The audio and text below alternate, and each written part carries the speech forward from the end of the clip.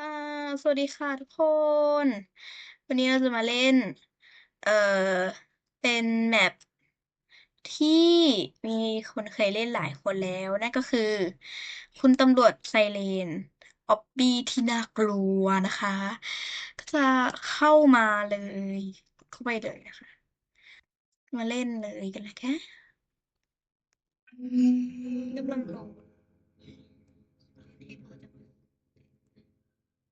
โอ้คุณตำรวจไซเรนค่ะค่ะนี่สกีบีดีทอยเล็ตมีจับสเกลด้วยเสียงดังมาก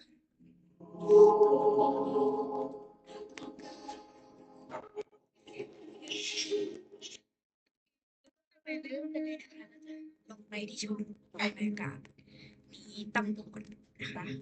กระโดดไปเลยกระโดดไปเลยเพื่อนกระโดดไปเลยเพื่อนอันนี้คือท่อนะคะกระโดดไปเลยอ้าวเพื่อนตายเพื่อนตายสงสารกระโดดไปเรื่อย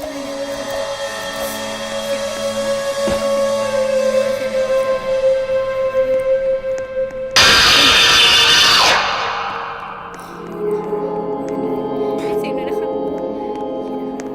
ไปเลยนะคะเฮ้ยอะไรวะเสียงใครเดินมาตำรวจใส่เลยตำรวจ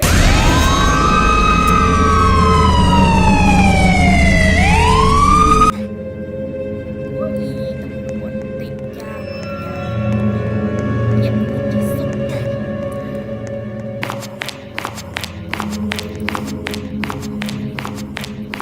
นะคะ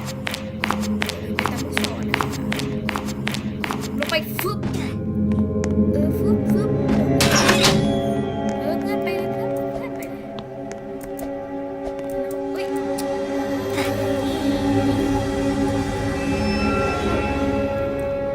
ต่อเลยนะคะเราห้ามละความพยายามด่านนี้ง่ายแบบสุดจนอยากจะกระโดดถีบนะคะชื้อได้แล้วนะคะจะแก้เพื่อนไม่ได้เราขอโทษนะคะเพื่อนขอโทษนะคะเพื่อนเม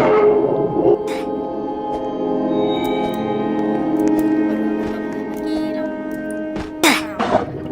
ข้ามไปไม่ได้หรอเบเดเบเดเบเดเบเดอร่อยจริงๆอร่อยจริงๆอร่อยจริงๆชึบอ้าวโอ้ย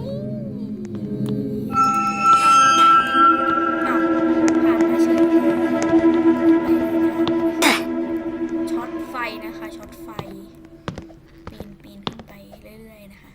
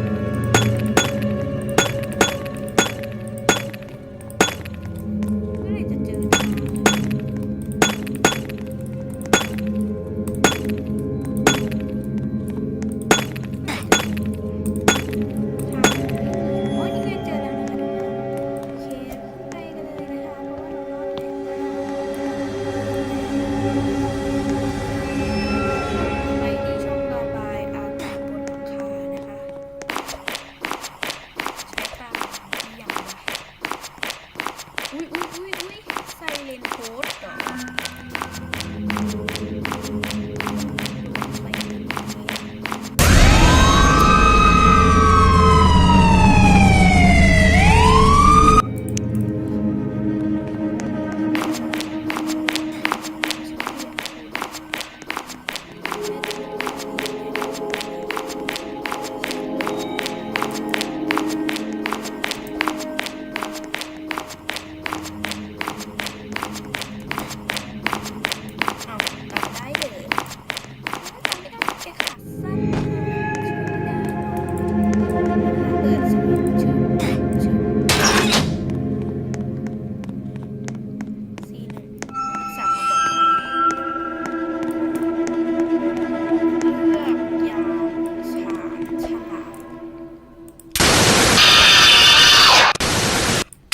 ผิดชีวิตเปลี่ยนนะคะ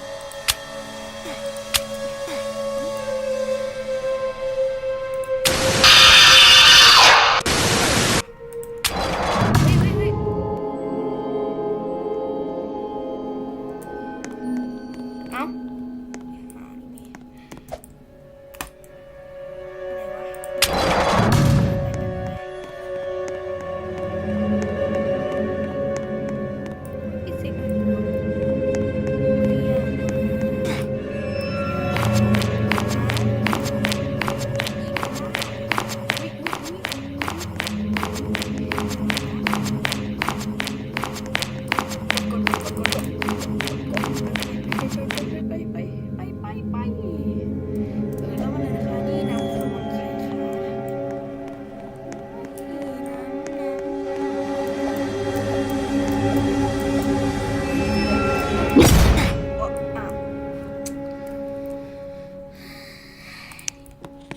ช่วยด้วยเราจะหนีจากคุกนี้ได้ยังไง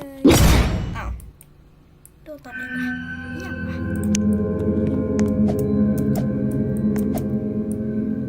ได้แล้วผ่านแล้วอ้าว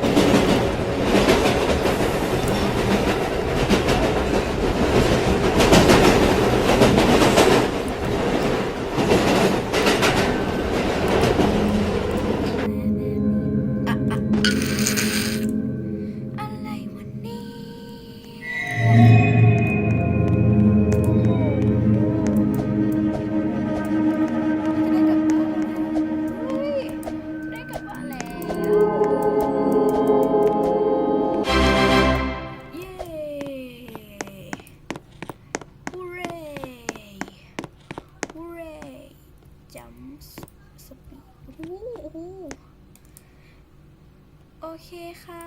งั้นโอ้โหเดี๋ยวโอ้โหเดี๋ยว ค่ะฝากกดติดฝากกดติดตามแล้วก็กดกระดิ่งด้วยนะคะนี่นะคะเราเล่นโดบอกขอบคุณทุกคนที่ดูจบนะคะ กดติดตามกดกระดิ่งด้วยนะคะขอบคุณค่ะบ๊ายบาย